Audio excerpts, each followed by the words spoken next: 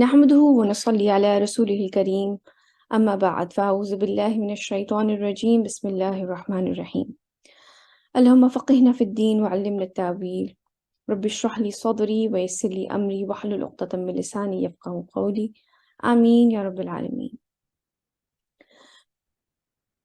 آج ہم اپنی سورہ توبہ کنٹینیو کر رہے ہیں۔ سورہ توبہ کی ہم نے لیسن 71 میں 34 سے 59 آیات کی تھیں، اور آج ہم اس سے آنورڈ کریں گے۔ تو پہلے ہم 34 سے 59 کے کی ایکشنز دیکھ لیتے ہیں۔ پہلی چیز یہ ہے کہ مومن کو ہمیشہ اللہ سبحانہ تعالیٰ پہ بھروسہ رکھنا چاہیے کہ چاہے کچھ بھی ہو جائے یہ میرے لیے اچھا ہے، یعنی کہ جو بھی حالات ہوں اللہ سبحانہ تعالیٰ کے ہاتھ میں صرف اور صرف خیر ہے۔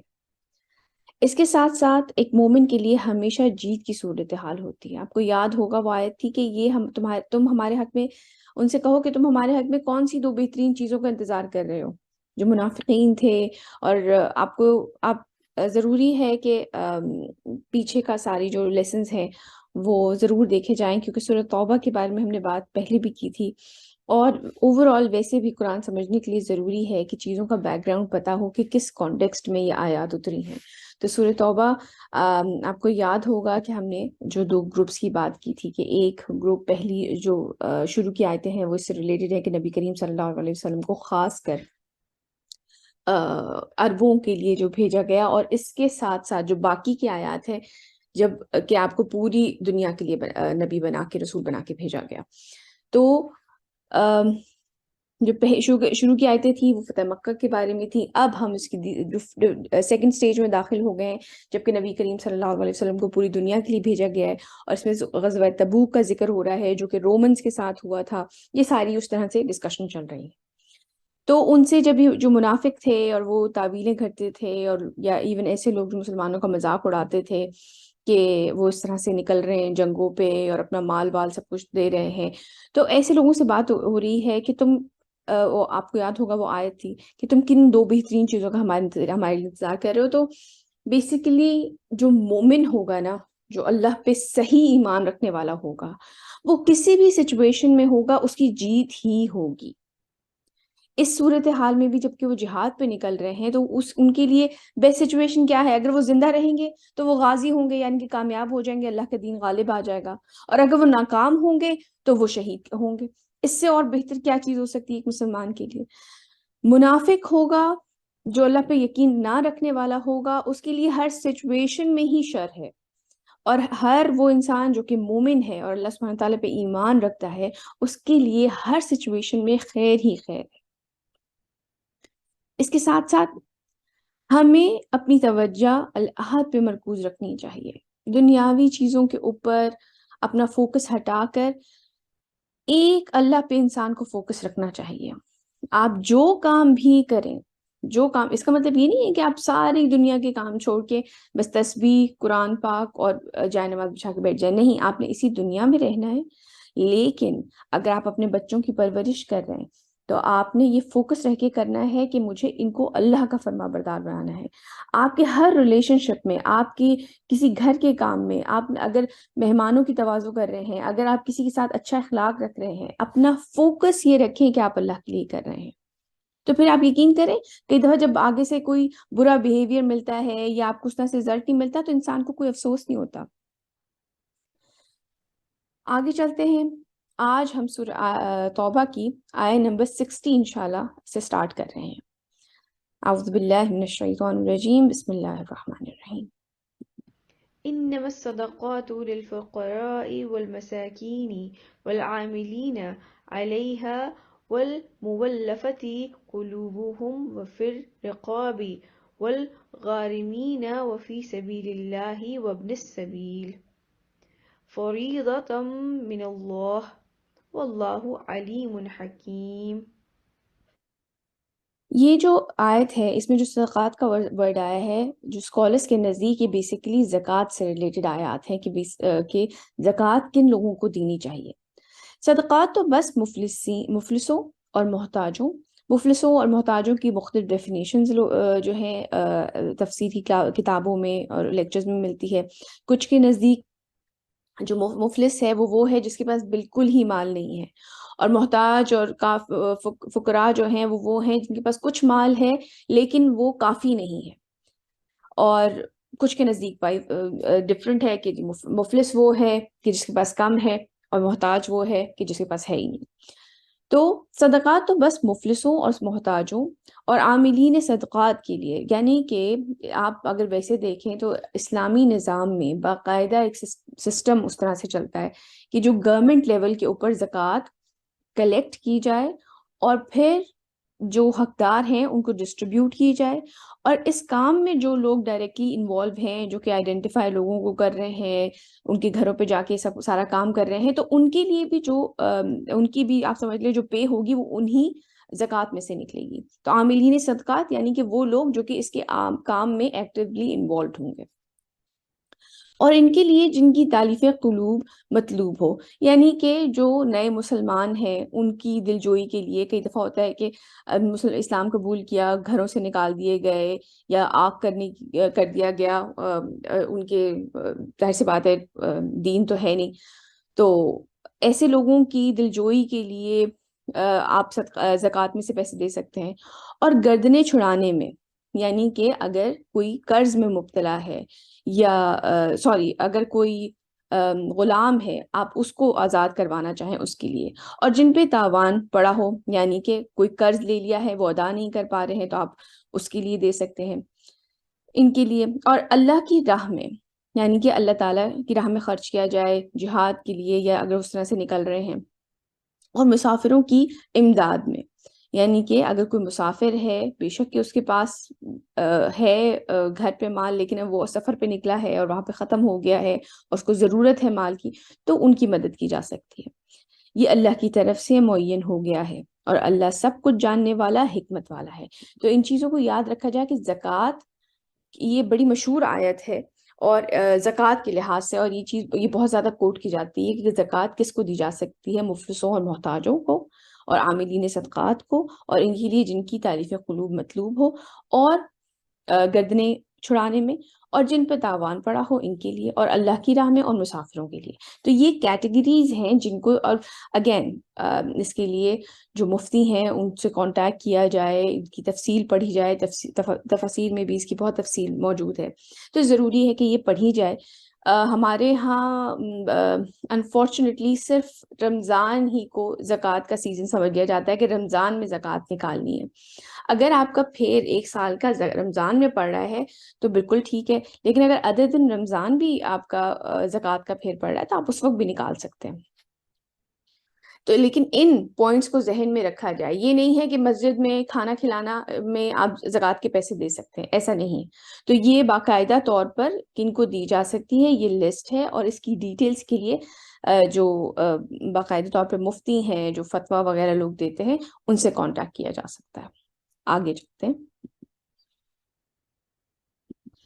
ومنهم الذين يؤذون النبي ويقولون هو أذن قل أذن خير لكم يؤمن بالله ويؤمن للمؤمنين. جیسے ہمارے ہاں کہا جاتا ہے نا کچے کانوں کا، اس کا تو مطلب اور ہے، لیکن عربی کہاوت میں کہا جائے، اگر کسی کو یہ کہا جائے نا کہ وہ تو کان ہے، یعنی کہ اس کے اندر وہ زیادہ سوچتے سمجھتے نہیں ہیں، بس جو سن لیا اسی پہ یقین کر لیا.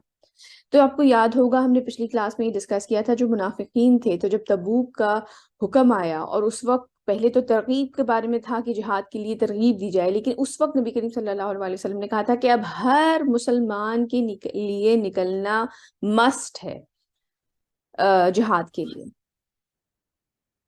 تو اس وقت جو ہے، اب ہم نے یہ پہلے بھی بات کی تھی لاسٹ کلاس میں کہ وہ آتے تھے اور نبی کریم صلی اللہ علیہ وسلم کو مختلف عذر اپنے پیش کرتے تھے کہ جی بیوی بیمار ہے اور یہ فلاں کام ہے اور ایسے مسئلہ ہے، اس طرح کے دیتے تھے. آپ کو یاد ہوگا کہ پچھلی کلاس میں ایک جو خاص منافق کا ذکر ہوا تھا، اس نے آ کے یہ کہا تھا کہ جی میں جو ہوں حسن پرست ہوں اور شامی عورتیں بڑی خوبصورت ہوتی ہیں، تو میں کسی فتنے میں نہ پڑ جاؤں تو مجھے اس فتنے سے بچا. تو اس طرح کے ڈفرینٹ عذر آ کے دیتے تھے.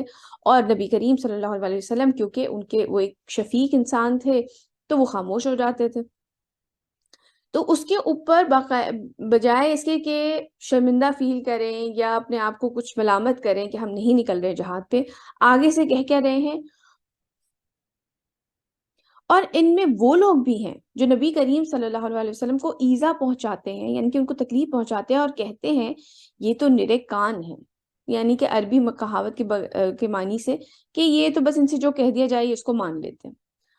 آپ صلی اللہ علیہ وسلم کہیے کہ یہ کان تمہاری بہتری کے لیے ہے۔ اس کا کچھ مفسرین کے مطابق بہتری کہ کیونکہ آپ پہ آتی تھی، وہی آپ سنتے تھے، اور دوسرا معنی یہ ہے کہ آپ کیونکہ نرم مزاج تھے تو یہ ان کے لیے آپ سب کے سامنے انہیں ایکسپوز نہیں کر دیتے تھے، ایسا نہیں ہوتا تھا کہ انہیں سمجھ نہیں آ رہا ہے کہ وہ بہانے مار رہے ہیں، انہیں نبی کریم صلی اللہ علیہ وسلم کو سمجھ آتی تھی یہ چیز، کیونکہ آپ یہ دیکھنا ایون اگر ایک مومن ہی ہو نا، جب اللہ سبحانہ تعالیٰ نے فرمایا تھا، آپ کو یاد ہوگا ہم نے پچھلی کلاسز میں ہمارے ایک لیکچر تھا، اس میں اللہ سبحانہ تعالیٰ قرآن میں فرما رہے ہیں کہ اگر تم اللہ کا تقوی اختیار کرو تو ہم تمہیں فرقان عطا کر دیں گے، یعنی کہ صحیح اور غلط کی تمیز۔ تو نبی کریم صلی اللہ علیہ وسلم سے زیادہ تقوی کس کا ہوگا؟ تو ایسا نہیں تھا کہ انہیں ان کی اصلیت نظر نہیں آ رہی ہوتی تھی۔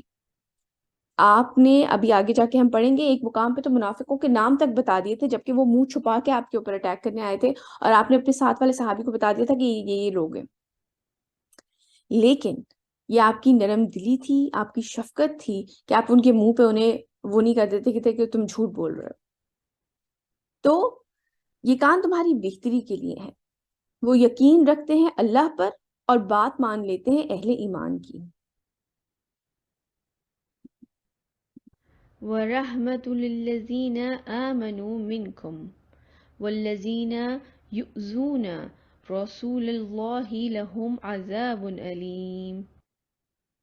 اور جو تم میں سے واقعی مومن ہیں ان کے حق میں رحمت ہے، اور جو ایذا پہنچاتے ہیں اللہ کے رسول صلی اللہ علیہ وسلم کو، ان کے لیے بڑا دردناک عذاب ہے۔ آج جتنی بھی ہماری آیتیں ہیں وہ زیادہ تر منافقوں سے ریلیٹڈ ہیں، اور ان کے بارے میں جو ان کو جس طریقے سے ایکسپوز کیا گیا ہے اور جو ان کی سزائیں ہیں، اور جو اس طریقے سے بہت زیادہ ان کے بارے میں بات کی ہے، جن کے دلوں میں نفاق ہے کہ وہ منافقت کرتے ہیں۔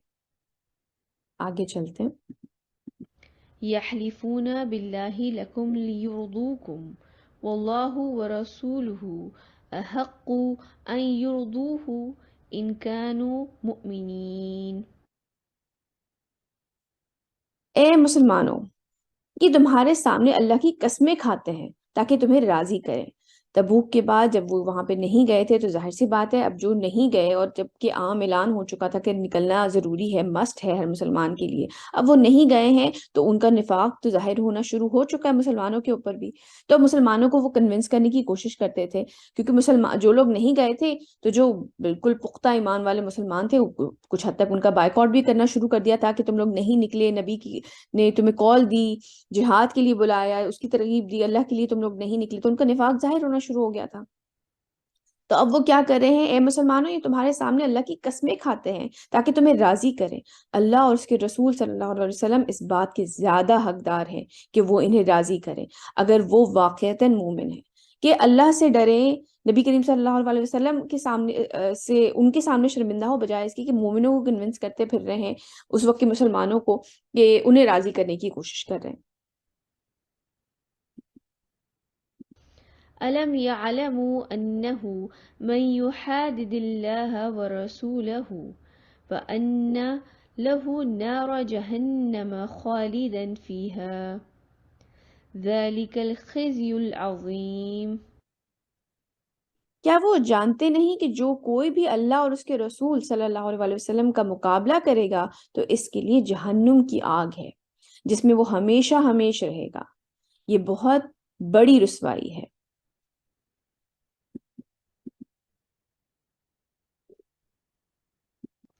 يَحْذَرُ الْمُنَافِقُونَ أَن تُنَزَّلَ عَلَيْهِمْ سُورَةٌ تُنَبِّئُهُم بِمَا فِي قُلُوبِهِمْ قُلِ اسْتَهْزِئُوا إِنَّ اللَّهَ مُخْرِجٌ مَا تَحْذَرُونَ۔ یہ منافق ڈرتے رہتے ہیں کہ کہیں مسلمانوں پر کوئی ایسی صورت نازل نہ ہو جائے جو ان کو ہمارے دلوں کے حالات بتا دے، اپنی پرائیویٹ میٹنگز میں جو تھے یہ مسلمانوں کا مذاق اڑایا کرتے تھے، یا مسلمانوں کی جو پالیسیز تھیں ان کا مذاق اڑایا کرتے تھے، ان کے بارے میں برے برے الفاظ کہتے تھے، بری بری باتیں کرتے تھے. تو آپ صلی اللہ علیہ وسلم کہیے کہ ابھی تم استہزاء یعنی کہ مذاق کرتے رہو، یقیناً ایک وقت آئے گا کہ اللہ ظاہر کر کے رہے گا جس سے تم ڈر رہے ہو، یعنی کہ سب تمہارے سامنے کھل کر آ جائے گا. وَلَئِن سَأَلْتَهُمْ سَيَقُولُنَّ إِنَّمَا كُنَّا نَخُوضُ وَنَلْعَبُ قُلْ أَبِاللَّهِ وَآيَاتِهِ وَرَسُولِهِ كُنْتُمْ تَسْتَهْزِئُونَ. اور اگر آپ صلی اللہ علیہ وسلم ان سے پوچھیں گے تو کہیں گے کہ ہم تو یوں ہی بات چیت کر رہے تھے، مطلب بات چیت اور دل لگی کر رہے تھے، مطلب ہم سیریس تھوڑی تھے اس بارے میں، بس ایسی بات چیت کر رہے تھے. آپ صلی اللہ علیہ وسلم کہیے کیا تم اللہ، اس کی آیات اور اس کے رسول صلی اللہ علیہ وسلم کے ساتھ استہزاء یعنی کہ مذاق کر رہے ہو؟ لا تعتذروا قد كفرتم بعد إيمانكم إن نعفو عن طائفة منكم نعذب طائفة بأنهم كانوا مجرمين. اب بہانے مت بناؤ، تم کفر کر چکے ہو اپنے ایمان کے بعد، یعنی کہ ایمان لانے کے بعد یہ کفر ہی ہوا نا کہ آپ وہ لوگ اس طرح سے مسلمانوں کا مذاق اڑا رہے ہیں، یعنی کہ ان کو آخرت پہ یقین نہیں ہے. اگر ہم تمہاری ایک جماعت سے درگزر بھی کر لیں گے، یعنی کہ اگر تم میں سے کوئی توبہ کر لے اور اپنے عمل کو درست کر لے تو ہو سکتا ہے ان کے ساتھ ان کو معافی دے دی جائے، ان کے ساتھ درگزر کر دیا جائے. اگر ان کی ایک جماعت کے ساتھ ایسا ہو بھی جائے تو کسی دوسری جماعت کو عذاب بھی دیں گے، اس لیے کہ وہ مجرم ہیں.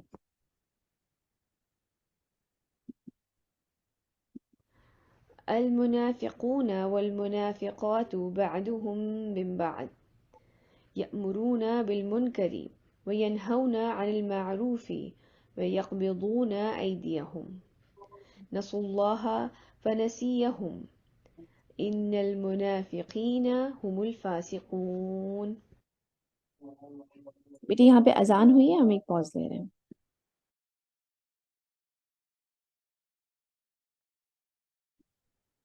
منافق مرد اور منافق عورتیں سب ایک دوسرے میں سے ہیں. یہ بدی کا حکم دیتے ہیں اور نیکی سے روکتے ہیں، اور اپنے ہاتھوں کو بند رکھتے ہیں. بند رکھنے کا مطلب یہ ہے کہ زکوٰۃ وغیرہ یا صدقات وغیرہ یا اللہ کی راہ میں خرچ نہیں کرتے. انہوں نے اللہ کو بھلا دیا تو اللہ نے بھی انہیں نظر انداز کر دیا. اب یہ دیکھیں، ایک تو بھلانا یہ ہوتا ہے کہ انسان یہ کہے کہ اوہ میں بھول گئی آج سنڈے تھا. ایک تو یہ بھلانا ہوتا ہے. ایک یہ بھلانا ہوتا ہے کہ کہ میں کسی کا ذکر کروں یا آپ مجھ سے کسی کا ذکر کریں اور میں آگے سے کہوں کہ اس کو تو بھول جاؤ تم. تو آپ یہ دیکھیں کہ انہوں نے اللہ کو بھلا دیا تو اللہ نے بھی انہیں نظر انداز کر دیا. اس دن اللہ سبحانہ وتعالیٰ نے، یعنی کہ ان کا معاملہ میرے لیے وہ مر چکے ہیں، جنہوں نے یہ حرکت کی ہے وہ میرے لیے مر چکے ہیں، میرا ان کے ساتھ کوئی معاملہ نہیں ہے. تو انہوں نے اللہ کو بھلا دیا تو اللہ نے بھی انہیں نظر انداز کر دیا. یقیناً یہ منافق ہی نافرمان ہے. بہت بڑی بات ہے یہ، ہم اس چیز کو ریئلائز نہیں کرتے. چھوٹی چھوٹی چیزیں ہوتی ہیں جس کے اوپر، اب جیسے کہ جو بڑی نبی کریم صلی اللہ علیہ وسلم نے نشانی بتائی ہے منافقوں کی، کہ بات کرے تو جھوٹ بولے، وعدہ کرے تو وعدہ خلافی کرے، اور امانت دی جائے تو اس میں خیانت کرے. یہ تین جو مین نشانیاں نبی کریم صلی اللہ علیہ وسلم نے منافق کی بتائی ہے. تو اللہ سبحانہ تعالیٰ ہمیں اس سے بچائیں، اور ہمیں اپنے آپ کو ہر وقت چیک میں رکھنا چاہیے اس چیز کے لیے. لیکن اس میں ایک اور بہت امپورٹنٹ بات جو مینشن ہو رہی ہے، جو کہ آج کل ظاہر سی بات ہے، ہم کالج میں جاتے ہیں یا اگر کہیں بھی ہم لوگ ارد گرد ہماری ایک کمپنی ہوتی ہے، ایک دوسرے کے ساتھ ہم ساتھ وقت گزار رہے ہوتے ہیں، تو اس کے لیے بہت ضروری، کیونکہ اللہ سبحانہ تعالیٰ کہہ رہے ہیں کہ منافق مرد اور منافق عورتیں، یہ لوگ سارے اپنا ایک گروپ ہے، یہ ایک دوسرے میں سے ہی ہیں. تو ہمیں اپنی کمپنی کا انتخاب کرنے میں سمجھدار ہونا چاہیے. کیا خیال ہے آپ کا؟ کیونکہ آپ یہ دیکھیں کہ انسان چاہتے نہ چاہتے آپ انفلوئنس ہوتے ہی ہیں اپنی کمپنی سے، چاہے کسی چھوٹی سی بات. ایسا نہیں ہو سکتا کہ آپ ہر وقت ایک شخص کو غلط کہتے رہیں اور آپ کہیں میرا بیسٹ فرینڈ ہے. آپ کو پتا ہوگی یہ اللہ کا نافرمان ہے اور آپ یہ کہیں کہ یہ میرا بیسٹ فرینڈ ہے. ایسا نہیں ہو سکتا. اس کے اثرات آپ کے اندر آئیں گے ہی آئیں گے، ایسا ہو ہی نہیں سکتا. جیسے ایک وہ کہتے ہیں نا ایگزامپل، کہ اگر آپ کسی پرفیوم کی شاپ میں جائیں گے تو چاہے آپ پرفیوم خریدیں نا، لیکن آپ جب واپس آئیں گے تو آپ کہیں نہ کہیں آپ کے اوپر اثرات ہوں گے اس پرفیوم کے. اسی طرح اگر آپ کسی بری کمپنی میں ہیں تو آپ اگر ان میں رہے ہیں نا تو کچھ نہ کچھ برے اثرات آپ کے اندر آئیں گے ہی. دیکھیے، اچھا مجھے آپ بتائیے، کیا یہ ورتھ اٹ ہے آخرت کے مقابلے میں؟ چاہے آپ کو کوئی فرینڈ کتنا ہی پسند کیوں نہ ہو، کیا یہ ورتھ اٹ ہے کہ ایک برے انسان کے ساتھ دوستی رکھی جائے جسٹ بیکاز کہ آپ کو اچھا لگتا ہے، آپ اسے چھوڑ نہیں سکتے؟ کیا خیال ہے، کیا یہ ورتھ اٹ ہے آخرت کے مقابلے میں؟ نو میم. بالکل، یہ بالکل بھی ورتھ اٹ نہیں ہے. آپ اپنی آخرت داؤ پہ لگا رہے ہوتے ہیں اس شخص کے ساتھ صرف چند دن گزارنے کے لیے، چند سال گزارنے کے لیے، کیونکہ وہ فنی ہے یا کوئی اور اس میں کوئی ایسی بات ہے. اگر وہ اللہ کے نافرمان ہے نا تو ان سے دور رہیے. ان کے حق میں دعا کریں، ان کو کنونس کرنے کی کوشش کریں، ان کو دین کی طرف لے کے آئیں، لیکن اگر وہ نہیں آ رہے تو اپنے ایمان کو داؤ پہ مت لگائیں. جی اریبہ، آپ کچھ کہنا چاہ رہی ہیں؟ یس میم، میں اس میں تھوڑا سا ایک پوائنٹ ایڈ کرنا چاہتی ہوں کہ میں کل یوتھ کلب کی ایک ویڈیو دیکھ رہی تھی، تو اس میں تھا کہ ایک لڑکی ہے، وہ حافظ قرآن کے پاپ اور جو ہپ ہاپ کے سانگز ہیں اور جو بی ٹی ایس ہے وہ اس کہہ رہی ہے مجھ سے چھوڑا نہیں جاتا. تو اس میں وہ کہتے ہیں کہ آپ صرف یہ چیز دیکھیں کہ صرف اس ایک چیز نے آپ کو آپ کے اللہ سے جو ہے کنیکٹڈ نہیں رکھا ہوا، کیونکہ آپ جب میوزک سنتے ہیں تو وہ آپ کو ڈسٹریکٹ کرتا ہے ان چیزوں سے. بالکل، جی تھینک یو سو مچ. بالکل صحیح کہہ رہے ہیں. کوئی بھی ایسی چیز دنیا میں، جیسے کہ ہم نے ابھی پہلے بھی شروع میں کلاس کے بات کی تھی، فوکسڈ رہیں. دنیا کی کوئی ایسی چیز آپ کو اللہ سبحانہ تعالیٰ سے دور نہ کرے. کوئی فرینڈ، کوئی آپ کا ایسا شوق کہ بھئی میوزک کا شوق ہے یا گٹار بجانے کا شوق ہے، آپ ارد گرد انفلوئنس ہوتے ہیں، ارد گرد چیزیں دیکھتے ہیں، تو فطری چیز ہے کہ شاید آپ کا انفلوئنس آپ کا اس طرف ہو جائے، آپ مائل ہو جائیں کہ بھئی میں گٹار سیکھنا چاہتی ہوں، لیکن آپ کیوں نہیں سیکھیں گے؟ کیونکہ میرے اللہ کو نہیں پسند یہ بات. تو انسان ان چیزوں کے بارے میں کانشیس رہے ہر وقت، اور خاص کر اپنی کمپنی کے بارے میں بہت کانشیس رہے. میری یہ ذاتی رائے ہے، انسان اکیلا رہ لے ایک برا فرینڈ رکھنے کے سے بہتر ہے کہ وہ تنہا رہ لے، اس کا کوئی فرینڈ نہ ہو. یہ اس چیز سے بہتر ہے کہ وہ ایک بری کمپنی میں رہے. اگر آپ یہ دیکھیں کہ اگر آپ یہ چیز چھوڑ رہے ہیں اللہ کے لیے تو آپ عبادت کر رہے ہیں، اور آپ اللہ تعالیٰ سے دعا کریں. آئی نو بہت ضروری ہوتا ہے کہ جو ہے نا انسان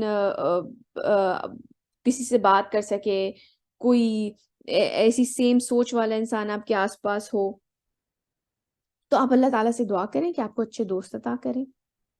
ایک دفعہ میں ایک کلپ آیا ہوا تھا، وہ بڑا انٹرسٹنگ تھا. اس میں انہوں نے کہا کہ وہ بیسیکلی ریلیٹڈ اس سے تھا کہ بچوں کو جو ہے نا بہت زیادہ ٹی وی نہ دکھایا کریں. تو انہوں نے اسی وقت کھڑے کھڑے ایک ایکسرسائز کروائی. میں اس وقت کروا نہیں سکتی کیونکہ میرا کیمرہ آن نہیں ہے، تو وہ اس میں بیسیکلی دیکھنے سے تعلق تھا. تو انہوں نے فوراً کہا کہ اچھا آپ اپنے دونوں ہاتھ سیدھے کھڑے کریں. تو لوگوں نے کھڑے کیے. انہوں نے کہا اچھا اب میں جب کلیپ کہوں گا تو آپ نے کلیپ کرنا ہے. تو اس نے کہے بغیر کلیپ کیا تو سب نے اس کے ساتھ کلیپ کر دیا. اس نے کہا میں نے تو کہا ہی نہیں تھا آپ کو کلیپ کرنے کے لیے، میں نے تو کہا تھا جب میں کہوں تو کہیے گا. کہلنگا ایکچولی یہ آپ کے ذہن کے اوپر اثر ہوتا ہے، جو چیزیں آپ دیکھتے ہیں یہ اثر ہوتا ہے اس کا. اور یہ چیز میں نے بالکل اپنی بیٹیوں کے ساتھ کی. میں نے ان کو سامنے کھڑا کیا، میں نے کہا اچھا ٹھیک ہے اب میں جب کلیپ کہوں گی تو آپ لوگوں نے کلیپ کرنا ہے. اور میں نے ان کے سامنے ہاتھ کھڑے کیا اور میں نے بس کلیپ کر دیا، اور میں نے کہا نہیں، اور انہوں نے فوراً کلیپ کیا. میں نے کہا میں نے تو آپ سے کہا ہی نہیں تھا کلیپ کرنے کے لیے. مطلب یہ واقعی ریئل ہے کہ جو چیز آپ ہر وقت ایکسپیرینس کرتے ہیں، دیکھ رہے ہوتے ہیں، آپ کے ارد گرد جو ہو رہا ہوتا ہے آپ اس سے انفلوئنس ہوتے ہیں. آگے چلتے ہیں. وعد الله المنافقين والمنافقات والكفار نار جهنم خالدين فيها هي حسبهم ولعنهم الله ولهم عذاب مقيم. اللہ نے وعدہ کیا ہے منافق مردوں اور منافق عورتوں اور تمام کفار سے جہنم کی آگ کا. اللہم لا تجعلنا منہم، اللہم لا تجعلنا منہم، اللہم لا تجعلنا منہم. اللہ تعالیٰ ہمیں جہنم کی آگ سے بنائے. اللہم اجرنی من النار، اللہم اجرنی من النار، اللہم اجرنی من النار. جہنم کی آگ کا جس میں وہ ہمیشہ ہمیش رہیں گے، بس وہی ان کے لیے کفایت کرے گا، مطلب وہ ان کے لیے کافی ہوگی. اور اللہ نے ان پر لعنت فرما دی ہے اور ان کے لیے عذاب ہے قائم رہنے والا، یعنی کہ وہ کبھی ختم نہیں ہوگا، ان کے اوپر مسلط رہے گی وہ چیز. كالذين من قبلكم كانوا أشد منكم قوة وأكثر أموالا وأولادا فاستمتعوا بخلاقهم فاستمتعتم بخلاقكم. تم منافع لوگ ان لوگوں کی مانند ہو جو تم سے پہلے تھے، وہ تم سے کہیں بڑھ کر تھے طاقت میں اور کہیں زیادہ تھے مال و دولت میں، تو انہوں نے اپنے حصے سے فائدہ اٹھا لیا. یعنی کہ جب وہ اپنے زمانے میں تھے، جو دنیا کی نعمتیں باؤنٹیز ان کو نظر آئیں، وہ اس میں سے انہوں نے فائدہ اٹھا لیا، اور اب تم نے بھی اپنے حصے سے فائدہ اٹھا لیا ہے. كما استمتع الذين من قبلكم بخلاقهم وخضتم كالذي خاضوا أولئك حبطت أعمالهم في الدنيا والآخرة وأولئك هم الخاسرون. جیسے کہ ان لوگوں نے اپنے حصے کا فائدہ اٹھایا تھا جو تم سے پہلے تھے، اور ویسے ہی بحثوں میں تم بھی پڑے، جیسے بحثوں میں وہ پڑے تھے. مطلب اسی قسم کی غیر ضروری باتوں میں، بحث و مباحثوں میں تم لوگ بھی پڑ گئے، وہ بھی پڑ گئے تھے. یہ وہ لوگ ہیں جن کے تمام اعمال دنیا اور آخرت میں ضائع ہو گئے. اللہ تعالیٰ میں سے لوگوں میں شامل نہ فرمائے. انسان اپنی کمائی کرتا ہے، آخرت کے لیے کچھ چیزیں جمع کرتا ہے اور وہ چیزیں ضائع کر دی جائیں. اللہ سبحانہ تعالیٰ میں ایسے لوگوں میں شامل نہ فرمائے. اور یہی لوگ ہیں خسارے میں رہنے والے. ألم يأتهم نبأ الذين من قبلهم قوم نوح وعاد وثمود وقوم إبراهيم وأصحاب مدين والمؤتفكات. کیا ان کے پاس ان لوگوں کی خبریں نہیں آ چکی ہیں جو ان سے پہلے تھے؟ قوم نوح، قوم عاد، سمود اور قوم ابراہیم اور مدین کے لوگ، اور ان بستیوں کی خبریں جو الٹ دی گئیں. آپ کو یہ فیل ہو رہا ہے کہ یہ مکن قرآن لگ رہا ہے. مکہ میں جو تھا نا اس وقت اس طرح کی یہ والی آیتیں اور یہ عذاب سے ڈرانا اور ایمان، بیسک ایمان کے اوپر دعوت کے لیے مکن قرآن میں یہ والی باتیں زیادہ تھیں. لیکن یہ منافقوں کے بارے میں اس طرح سے بات کی جیسے ان کا ایمان ہی اٹھ چکا ہے. ان کو ان عذاب کی آیتوں سے ڈرایا جا رہا ہے کہ کیا تم ان کے پاس ان لوگوں کی کیا ان کے پاس ان لوگوں کی خبریں نہیں آ چکی؟ یعنی کہ جن قوموں کے اوپر عذاب ہوا تھا، انہیں لگا انہیں ایسے ہی چھوڑ دیا جائے گا. کیا یہ ڈر نہیں رہے اس چیز سے؟ حالانکہ یہ مدنی سورہ ہے، لیکن یہ جو آیتیں ہیں یہ ان کی فیلنگ مکن لگ رہی ہے. أتتهم رسلهم بالبينات فما كان الله ليظلمهم ولكن كانوا أنفسهم يظلمون. ان کے پاس آئے ان کے رسول واضح نشانیاں یا احکام لے کر، بس اللہ ان پر ظلم کرنے والا نہیں تھا، بلکہ وہ اپنے اوپر خود ہی ظلم ڈھاتے رہے. جب بات نہیں مانی تو اپنی ذات پہ خود ہی اللہ سبحانہ تعالیٰ نے تو کھول کے ہدایت سامنے رکھ دی تھی، یہ کرنا ہے، یہ نہیں کرنا ہے. تو وہ تو نہ مان کے اپنی جانوں پہ ہی ظلم کر رہے تھے.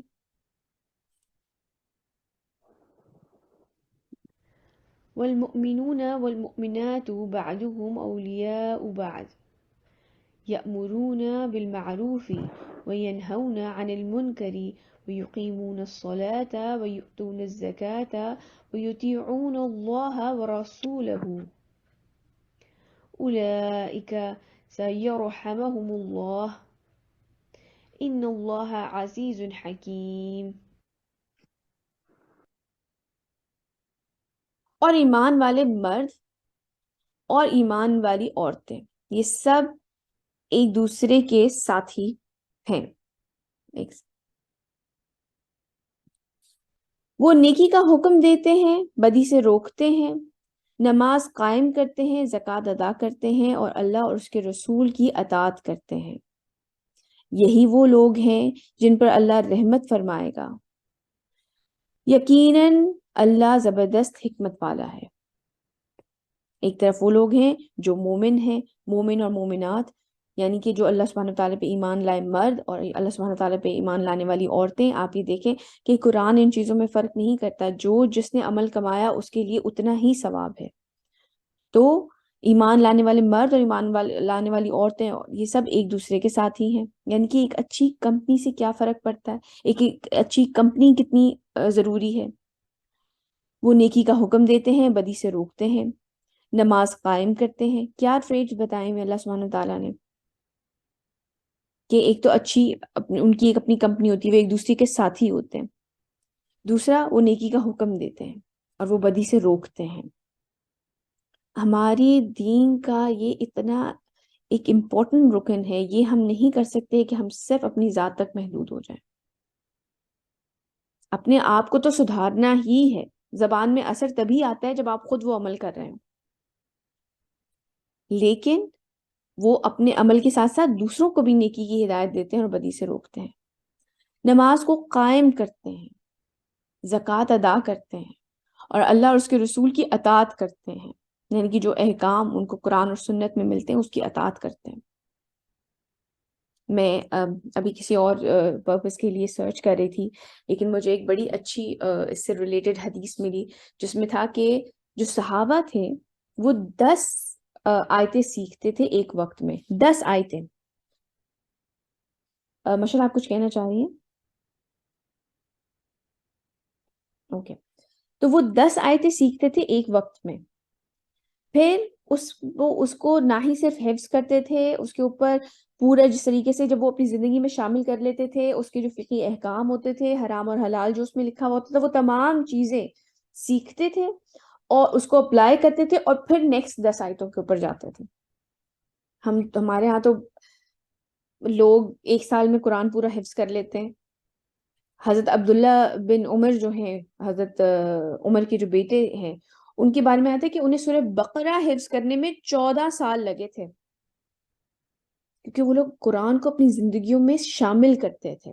صرف حفظ الفاظ کے صرف رٹا نہیں ہوتا تھا، سمجھ کے پڑھتے تھے اور اس کو اپنی زندگی میں شامل کرتے تھے. اس کے حرام اور حلال. ایک جگہ میں نے بہت پہلے یہ بات پڑھی تھی کہ اس دور میں جو سورہ بقرہ حفظ کر لیتے تھے جو لوگ، ان کی ایک بہت امپورٹنٹ ان کا مقام ہوتا تھا. انہیں باقاعدہ طور پہ مطلب ان سے مشورہ، اسکالرلی اوپینینز لی جاتی تھی، کیونکہ سورہ بقرہ میں بہت سارے احکام ہیں جن کو سورہ بقرہ حفظ ہو جاتی تھی. تو قرآن کو سمجھ کے پڑھا جائے اور پھر اس کو اپنی زندگی میں شامل کیا جائے. اور کس طرح سے ہم اللہ اور اس کے رسول کی اطاعت کریں گے؟ تو جو نشانیاں ہیں کہ وہ ایک تو ایک دوسرے کے ساتھی ہوتے ہیں، یعنی کہ کمپنی ہوتی ہے اچھی. پھر دوسرا، نیکی کا حکم دیتے ہیں، بدی سے روکتے ہیں، نماز کو قائم کرتے ہیں، زکوٰۃ ادا کرتے ہیں، اور اللہ اور اس کے رسول کی اطاعت کرتے ہیں. یہی وہ لوگ ہیں جن پہ اللہ رحمت فرمائے گا. یقیناً اللہ زبردست حکمت والا ہے.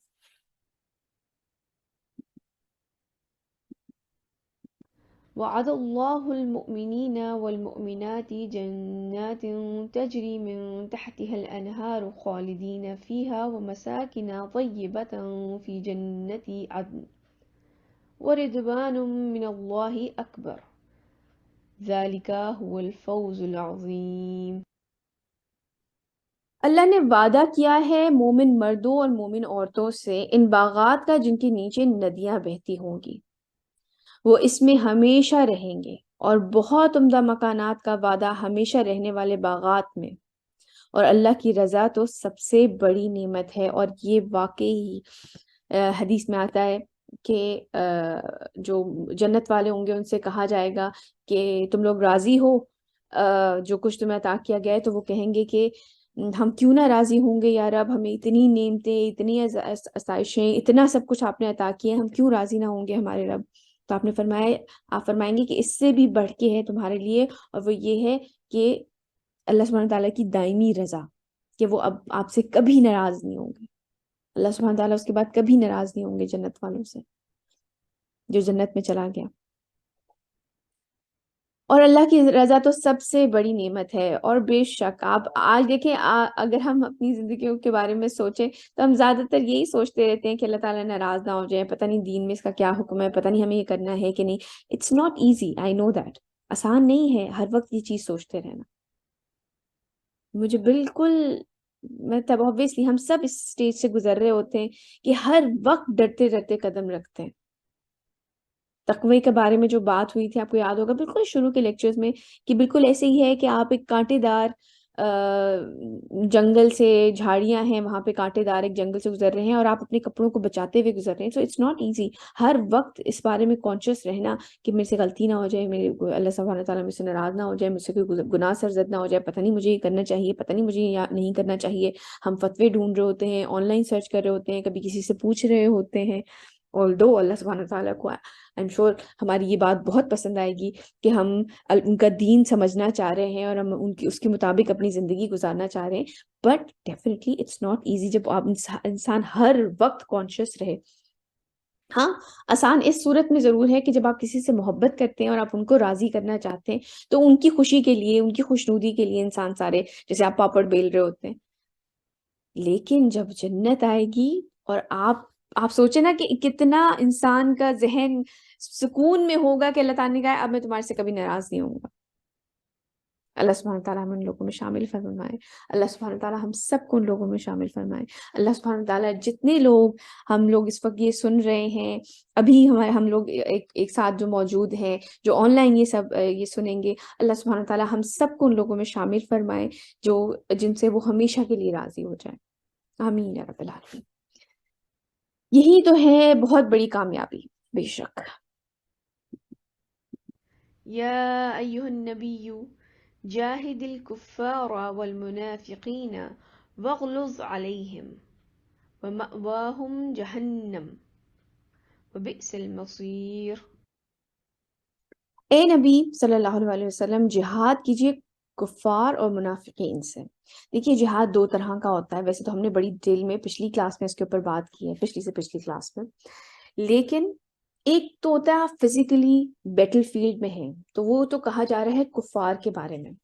اور ایک یہ ہے کہ آپ زبان سے مستقل جد و جہد میں ہیں، جو منافق اس وقت وہاں پہ ہیں، کیونکہ منافقوں کو کافر تو ڈائریکٹلی ڈکلیئر نہیں کیا گیا تھا.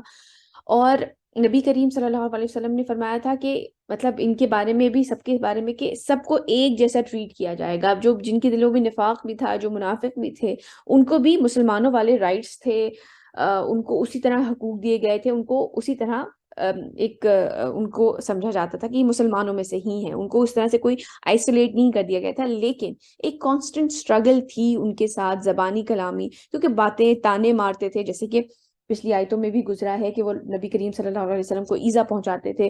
آگے بھی آئے گا اس طرح کی، جب عذر پیش کرتے تھے تو ظاہر سی بات ہے نبی کریم صلی اللہ علیہ وسلم کو پتہ چل رہا ہوتا تھا کہ یہ جھوٹ بول رہے ہیں، یہ ان کا مسئلہ، تو وہ نفاق نظر تو آ رہا ہوتا تھا. تو ایک کانسٹنٹ اسٹرگل ہے ان کو کنونس کرنے میں. تو ایک تو جو جہاد ہے وہ تو کفار کے ساتھ ہے، جو کہ فزیکلی آپ ان کے ساتھ بیٹل کریں گے، اس وقت جو تلواریں، جو جہاد، جو غزوات تھے. اور ایک منافقوں کے ساتھ جو زبانی کلامی، جو مستقل، وہ ایک جہاد کی فارم تھی، کیونکہ جد و جہد تھی نا، وہ چل رہی تھی. تو اے نبی صلی اللہ علیہ وسلم، جہاد کیجیے کفار اور منافقین سے، اور ان پر سختی کیجیے، اور ان کا ٹھکانہ جہنم ہے، اور وہ بہت بری جگہ ہے بے شک.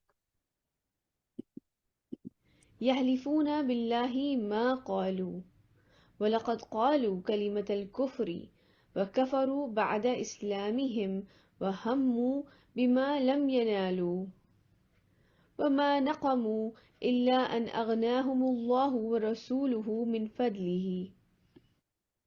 وہ اللہ کی قسم کھا کر کہتے ہیں کہ انہوں نے یہ بات نہیں کی. ایک جو ایک جگہ میں سن رہی تھی ایک کی تفسیر، تو انہوں نے کہا کہ یہ ایک نوجوان تھا جنہوں نے آ کے بتا دیا تھا کہ یہ لوگ اس طرح کی باتیں اکیلے میں کر رہے ہیں، اور جب نبی کریم صلی اللہ علیہ وسلم نے انہیں بلا کے پوچھا تو انہوں نے قسمیں اس میں کھائی، انہوں نے کہا کہ نہیں یہ بات کوئی نہیں ہے، یہ جھوٹ بول رہا ہے شخص۔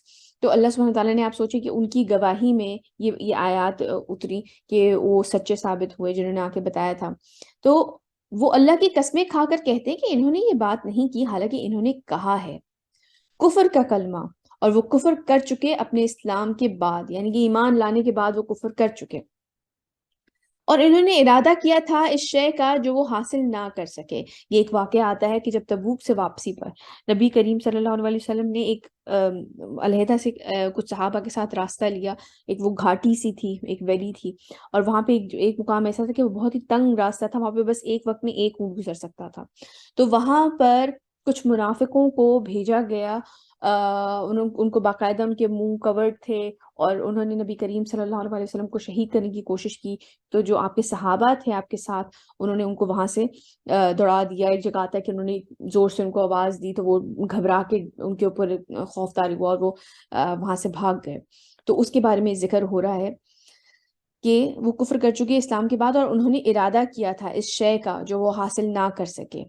اور نبی کریم صلی اللہ علیہ وسلم کے بارے میں آتا ہے کہ آپ نے باقاعدہ ان لوگوں جو آپ کے ساتھ صحابی تھے ان کو باقاعدہ، غالباً حضرت حذیفہ تھے، ان کو باقاعدہ طور پہ ان کے نام بتا دیے تھے کہ یہ لوگ ہیں، لیکن آپ نے کہا تھا کہ یہ تمہارے اور میرے درمیان رہے گی بات۔ ان سے وعدہ لیا تھا کہ یہ میرا سیکرٹ ہے اور یہ تم کسی کو بتاؤ گے نہیں کہ یہ لوگ تھے، کیونکہ ہم نبی تھے، آپ کو ان کے بارے میں، لوگوں کے بارے میں بتا دیا گیا تھا، although کہ وہ کورڈ تھے۔ اور یہ لوگ اپنے انا کا مظاہرہ نہیں کر رہے مگر اس لیے کہ اللہ اور اس کے رسول نے انہیں غنی کر دیا اپنے فضل سے۔ فَإِن يَتُوبُوا يَكُ خَيْرًا لَّهُمْ وَإِن يَتَوَلُّوا يُعَذِّبْهُمُ اللَّهُ عَذَابًا أَلِيمًا فِي الدُّنْيَا وَالْآخِرَةِ وَمَا لَهُمْ فِي الْأَرْضِ مِن وَلِيٍّ وَلَا نَصِيرٍ۔ اب بھی اگر یہ توبہ کر لیں تو ان کے لیے بہتر ہے، اگر وہ پیٹھ موڑیں گے تو اللہ انہیں بہت دردناک عذاب دے گا، دنیا میں بھی اور آخرت میں بھی، اور پوری زمین میں ان کا نہ کوئی دوست ہوگا نہ کوئی مددگار۔ وَمِنْهُمْ مَنْ أَحَدَ اللَّهَ لَئِنْ آتَانَا مِنْ فَضْلِهِ لَنَصَّدَّقَنَّ وَلَنَكُونَنَّ مِنَ الصَّالِحِينَ۔ اور ان میں وہ لوگ بھی ہیں جنہوں نے اللہ سے عہد کیا تھا کہ اگر وہ ہمیں اپنے فضل سے نواز دے گا تو ہم خوب صدقہ و خیرات کریں گے اور نیک بن جائیں گے۔ دیکھیے بہت سخت آیتیں جو ہیں ابھی ہم پیچھے پڑھ کے آ رہے ہیں منافقوں کے بارے میں، کیا خیال ہے آپ کا، یہ ہمیں کیوں بتائی جا رہی ہیں چیزیں؟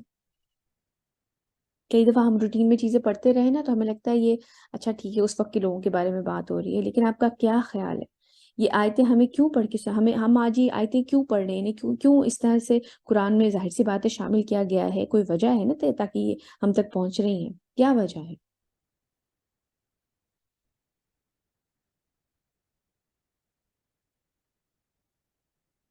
نا؟ مجھے ایک دم سے یہ فیلر آیا تھا کہ شاید ہم ایک دم سے ڈسکنیکٹ کر جاتے ہیں کہ اچھا یہ تو تبوک کے منافقوں کے بارے میں بات ہو رہی ہے، یہ اصل میں ہمارے لیے لیسنز ہیں کہ اگر یہ نفاق کا مرض ہمارے اندر ہے، اگر اللہ اور رسول کے احکام ہمیں پڑھ کے سنائے جا رہے ہیں اور ہم ان سے اس طریقے سے اپنے آپ کو بچانے کی کوشش کر رہے ہیں، یہ باتیں کوئی اجنبی نہیں ہیں۔ آج کل ہم اللہ کے احکام جب پڑھ کے سنائے جاتے ہیں یا کسی سے بات کی جاتی ہے تو یہ اس طرح کے عذر ہم لوگوں کو کہتے ہوئے سنتے ہیں۔ میں نے ایک دفعہ ایک کو یہ بات کہتے ہوئے سنی کہ صدقہ اور زکوٰۃ میں کیا فرق ہے، صدقہ بھی آپ اپنے مال سے نکالتے ہیں، زکوٰۃ بھی ہم اپنے مال سے نکالتے ہیں، تو زکوٰۃ کیوں فرض ہے؟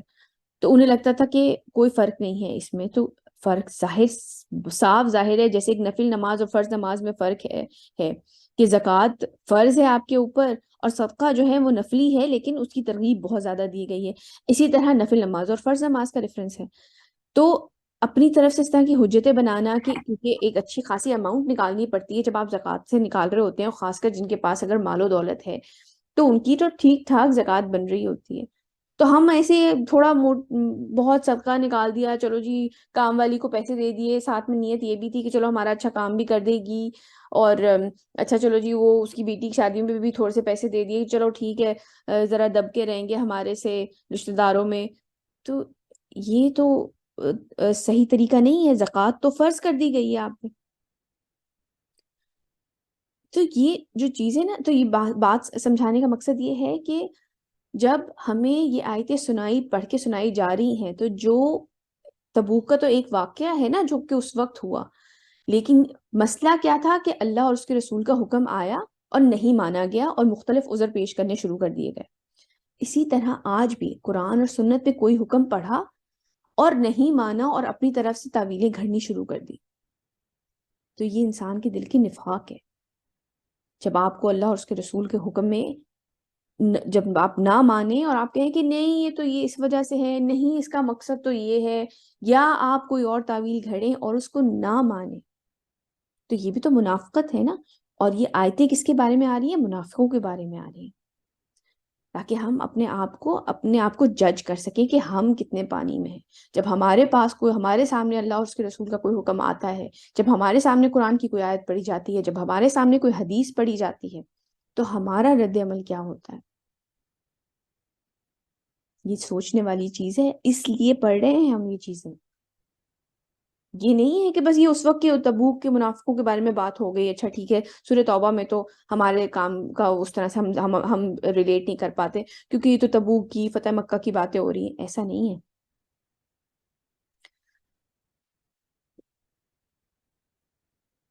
اچھا، تو اور ان میں وہ لوگ بھی ہیں جنہوں نے اللہ سے عہد کیا تھا کہ اگر وہ ہمیں اپنے فضل سے نواز دے گا تو ہم خوب صدقہ و خیرات کریں گے اور نیک بن جائیں گے.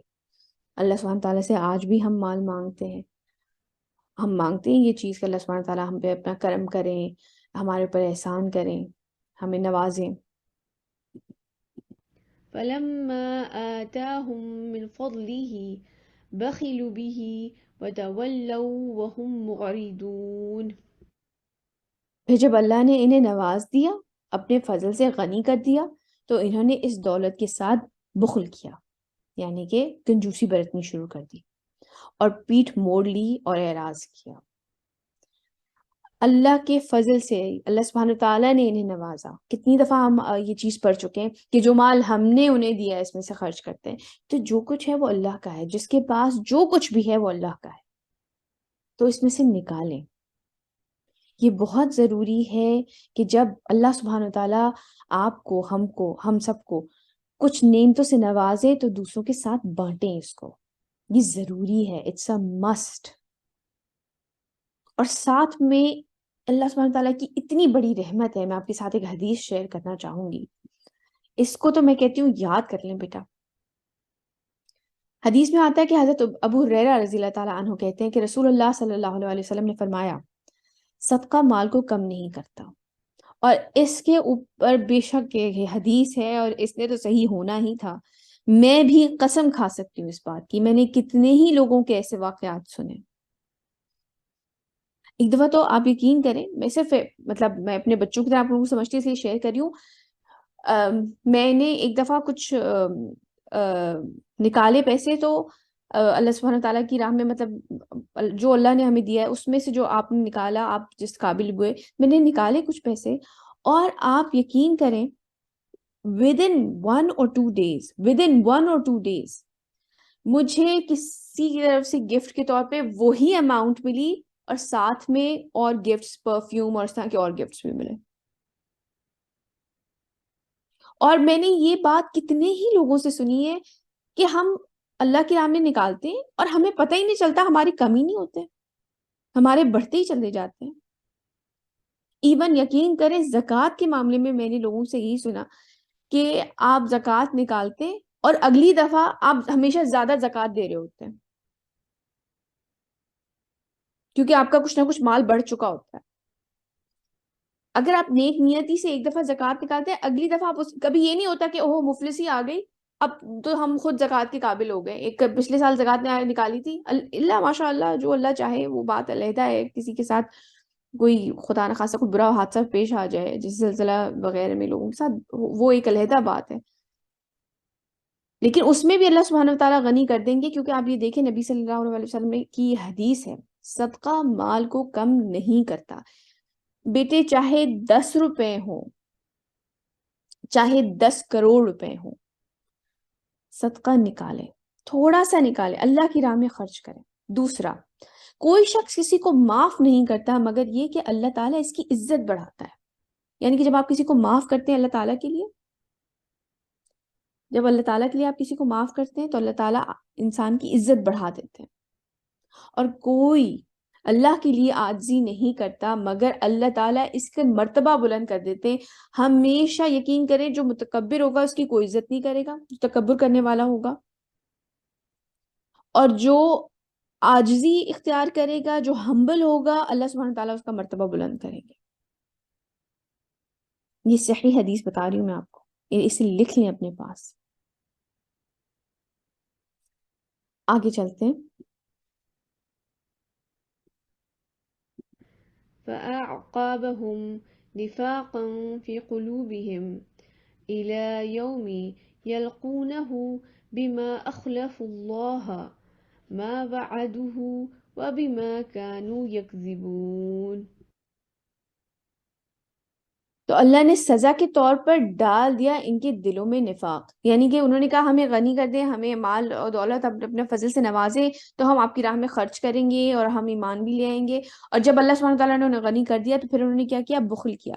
تو پھر کیا آ رہا ہے؟ تو اللہ نے سزا کے طور پہ ڈال دیا ان کے دلوں میں نفاق. پیسے واپس نہیں لیے، نفاق ڈال دیا، منافقت آ گئی ان میں. اللہ سبحانہ تعالیٰ کی سزائیں اس طرح کی ہوتی ہیں. آپ تو کسی کو دیتے ہیں، وہ کوئی آپ کے ساتھ کچھ برا کرے تو آپ واپس لے لیتے ہیں وہ چیز، آپ یہی چاہیں گے کہ میرے دل کرے میں واپس لے لوں اس سے. لیکن اللہ سبحانہ تعالیٰ نے کیا، کیونکہ ہم یہ پڑھ چکے ہیں کہ اللہ کے نزدیک تو اس دنیا کی کوئی حیثیت ہی نہیں ہے مال و دولت کی، اس دنیا کے مال و دولت کی.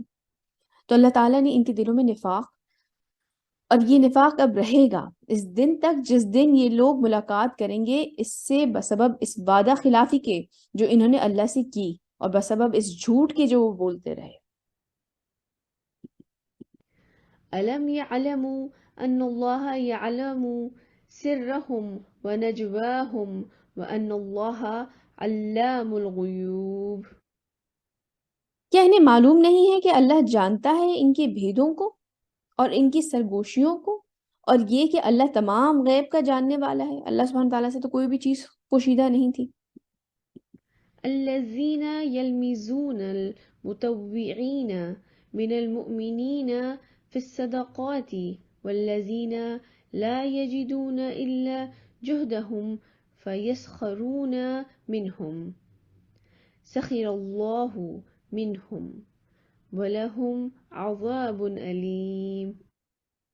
جو طعنے کرتے ہیں دل کی خوشی سے نیکی کرنے والے اہل ایمان پر، یعنی کہ جو اللہ تعالیٰ کے راہ میں صدقات دیتے ہیں، جو اور خاص کر جب تبوک کے لیے جمع کیا جا رہا تھا مال، کہ ظاہر سی بات ہے جنگ کے لیے نکل رہے تھے، اس میں بہت سارا خرچہ بھی ہونا تھا، تو جو لوگ بہت سارا مال لے کر آتے تھے تو ان کو طعنہ یہ دیتے تھے کہ اچھا دکھاوا کر رہے ہیں، ریاکاری کر رہے ہیں، بڑا مال لے کر آئے ہیں. اور جو بیچارے غریب غربا ہوتے تھے وہ تھوڑا بہت اگر کوئی لے آتے تھے تو ان کے اوپر بھی طعنہ ہوتا تھا کہ جی اس کے یہ تو بڑا کمال ہو گیا، بڑا کچھ لے کے آئے ہو تم تو اپنی طرف سے کوئی چیز. انہیں بھی طعنے دیا کرتے تھے. تو جو طعنہ کرتے ہیں دل کی خوشی سے نیکی کرنے والے اہل ایمان پر ان کے صدقات کے بارے میں، اور جن کے پاس اپنی محنت اور مشقت کے سوا کچھ ہے ہی نہیں اور وہ اس میں سے بھی خرچ کرتے ہیں. ایک صحابی کے بارے میں ذکر آتا ہے، جب آپ نے تبوک کے بارے میں کہا کہ نکالو جو بھی اپنے مال میں سے اللہ کی راہ میں، تو وہ بہت غریب تھے اور وہ کسی کے باغ میں جا کے انہوں نے ساری رات محنت مزدوری کی، پانی وانی دینا باغ کو اور سب کچھ، اور پھر انہیں اس کے بدلے میں کچھ کھجوریں ملی. وہ کھجوریں ان میں سے آدھی وہ اپنے گھر میں بیوی بچوں کو دے آئے اور باقی آدھی لا کر نبی کریم صلی اللہ علیہ وسلم کو اس کے لیے دے دی. تو آپ نے فرمایا کہ ان کی بڑی اللہ کی نظر میں وقت ہے ان کھجوروں کی، تو یہ جو ڈھیر آیا ہے باقی سامان کا اس کے اوپر انہیں پھیلا دو. تو جو منافق تھے انہوں نے بڑا کہا ہاں ہاں بھائی بڑی چیز آئی ہے، بہت بڑی زبردست، انہوں نے تو بڑا صدقہ کر دیا، بڑا مطلب بڑی بہت ساری کھجوریں، مطلب اس طرح کی ایزا دینے والی، تانے دینے والی باتیں کرتے تھے. اور جن کے پاس اپنی محنت اور مشقت کے سوا کچھ ہے ہی نہیں اور وہ اس میں سے بھی خرچ کرتے ہیں، تو وہ منافقین ان کا مذاق اڑاتے ہیں. اللہ ان کا مذاق اڑاتا ہے اور ان کے لیے دردناک عذاب ہے.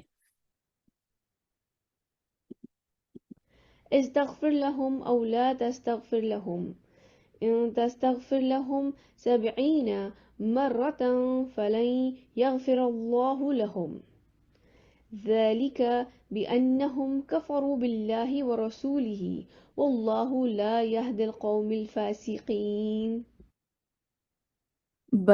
ایک اور بڑی امپورٹنٹ آیت ہے. اے نبی صلی اللہ علیہ وسلم، آپ ان کے لیے استغفار کریں یا ان کے لیے استغفار نہ کریں، اگر آپ 70 مرتبہ بھی ان کے لیے استغفار کریں گے تب بھی اللہ انہیں ہرگز معاف نہیں فرمائے گا. یہ اس لیے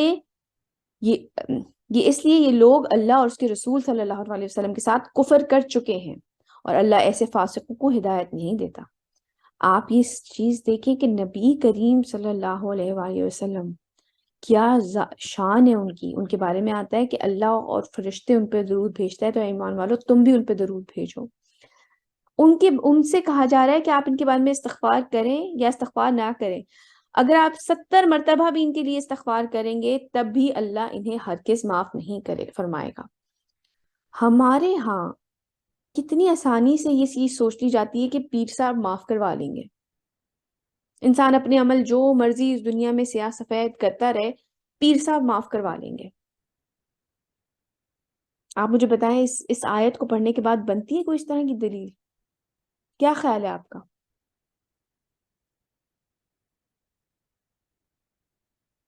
اگر انسان کوئی برے عمل کر رہا ہے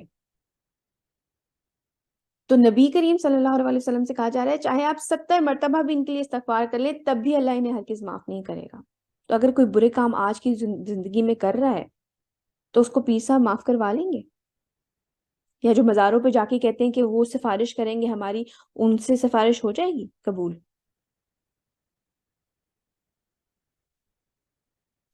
سوچنے والا مقام ہے.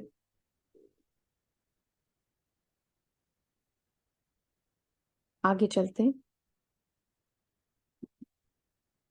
فرح المخلفون بمقعدهم خلاف رسول الله وكرهوا أن يجاهدوا بأموالهم وأنفسهم في سبيل الله. بہت خوش ہو گئے پیچھے رہ جانے والے اپنے بیٹھے رہنے پر اللہ کے رسول صلی اللہ علیہ وسلم کے جانے کے بعد، اور انہوں نے ناپسند کیا کہ وہ جہاد کرتے اپنی جانوں اور اپنے مالوں کے ساتھ اللہ کی راہ میں. بڑے مطمئن تھے. وقالوا لا تنفروا في الحر قل نار جهنم أشد حرا لو كانوا يفقهون. اور دوسروں سے بھی کہنے لگے کہ اس گرمی میں مت نکلو. بہت شدید گرمی کا وقت تھا جب تبوک کے لیے جا رہے تھے. اے نبی صلی اللہ علیہ وسلم ان سے کہہ دیجئے جہنم کی آگ اس سے کہیں زیادہ گرم ہے. کاش ان لوگوں کو فہم حاصل ہوتا. فليضحكوا قليلا وليبكوا كثيرا جزاء بما كانوا يكسبون. میں ابھی پچھلی آیت جو میں نے پڑھی ہے اس کے بارے میں مجھے لوگوں کا خیال آتا ہے، کچھ لوگ یہ کہتے ہیں کہ گرمی کے روزے نہیں رکھے جاتے، بڑی پیاس لگتی ہے. انسان کو یہ چیزیں سوچنی چاہیے کہ جہنم کی آگ زیادہ سخت ہے، اس کی پیاس وہاں کی پیاس زیادہ بری ہے. اللہ تعالیٰ ہمیں ان لوگوں میں شامل نہ فرمائے. تو انہیں چاہیے کہ ہنسے کم اور روئیں زیادہ، بدلہ اس کا جو کمائی انہوں نے کی ہے. آج کا ہمارا لیسن یہیں تک. آج کے ہم کی ایکشنز اپنے دیکھ لیتے ہیں. زکوٰۃ کس کو دی جائے اس کے بارے میں پوری جو ہماری پورے 7 لوگوں کی جو لسٹ ہے وہ دے دی گئی ہے. اس کے بارے میں جو تفصیل ہے وہ آپ کسی فقیہ کے پاس جا کر اور اس طرح سے لوگوں سے جو ہے تفسیر میں بھی اس کے بارے میں تفاسیر بہت سی ہیں جس کے بارے میں پورا ایکسپلین کیا گیا ہے، تو یہ پڑھ سکتے ہیں. تو اللہ سبحانہ تعالیٰ فرماتے ہیں بس مفلسوں اور محتاجوں اور عاملین صدقات کے لیے ہے، اور ان کے لیے جن کی تالیف القلوب مطلوب ہو، یعنی کہ دلجوئی کے لیے، اور گردنوں کو چھڑانے کے لیے، اور جن پہ تاوان پڑا ہو ان کے لیے، اور اللہ کی راہ میں اور مسافروں کی امداد میں ان لوگوں کو زکوٰۃ دی جا سکتی ہے. اس کے ساتھ ساتھ ہم اپنی کمپنی کا انتخاب کرنے میں سمجھدار ہونا چاہیے، یہ بہت ضروری ہے. ایک شخص غیر شعوری طور پر اپنی کمپنی سے بہت زیادہ متاثر ہو جاتا ہے، اور یہ بات فطری ہے. یہ بہت ہی ایسی بات نہیں ہے کہ انسان اس کے بارے میں سوچے کہ نہیں میں تو بڑا اسٹرانگ ہوں ایمان کے معاملے میں. لیکن ضروری یہ ہے کہ انسان پہلا ہی قدم، پہلی کمپنی ہی، یہ ورتھ اٹ ہی نہیں ہے کہ انسان اپنے آپ کو اپنی آخرت کو داؤ پہ لگائے بری کمپنی میں رہتے ہوئے. اور اس کے ساتھ ساتھ جو حدیث ہے کہ صدقہ مال کو کم نہیں کرتا، کوئی شخص کسی کو معاف نہیں کرتا مگر یہ کہ اللہ اس کی عزت بڑھاتا ہے، اور کوئی اللہ کے لیے عاجزی نہیں کرتا مگر اللہ تعالیٰ اس کا مرتبہ بلند فرماتا ہے. سبحانک اللہم و بحمدک اشہد ان لا الہ الا انت استغفرک و اتوب الیک. جزاک اللہ خیر کثیرا کثیرا. السلام علیکم ورحمۃ اللہ وبرکاتہ.